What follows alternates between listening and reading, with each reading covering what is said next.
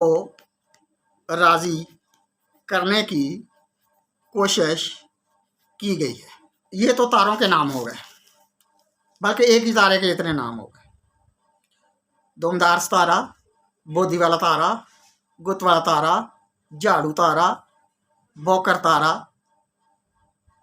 یہ ایک ہی تارے کے مختلف نام ہیں، کیونکہ ستارے کے پچھلے حصے جھاڑو کے تنکوں کی طرح پھیلاؤ کی طرح چمکدار حصہ ہوتا ہے، اور اس تارے کو اور اردو میں اس تارے کو دمدار ستارہ کہتے ہیں۔ دمدار ستارے کیا ہیں، کچھ اس بارے بھی بات ہو جائے۔ دمدار ستارے دراصل اجرام فلکی ہیں، یعنی آسمانوں میں تیرتے پھرتی چیزیں ہیں۔ یہ سورج کے گرد چکر لگاتے ہیں، مختصر عرصہ کے لیے سورج کے قریب آتے ہیں اور پھر غائب ہو جاتے ہیں۔ دمدار ستارے دراصل گرد و غبار یا برف کے بنے ہوتے ہیں۔ سورج کے قریب آنے پر ان کا درجہ حرارت بڑھ جاتا ہے، گرم ہو کر غبار یا برف کے ذرات پھیل جاتے ہیں۔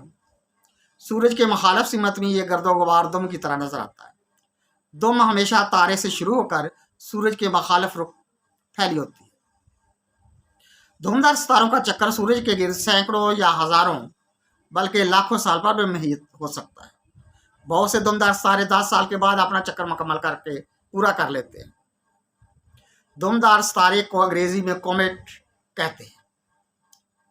یہ گیس کے بادل یا غلاف بھی ہو سکتے ہیں۔ خالی آنکھ سے دیکھے جانے والا مشہور دمدار ستارہ ہیلے کا دمدار ستارہ یا صرف ہیلی کے نام سے یاد کیا جاتا ہے۔ یہ ستارہ ہر 76 سال بعد 76 ایئر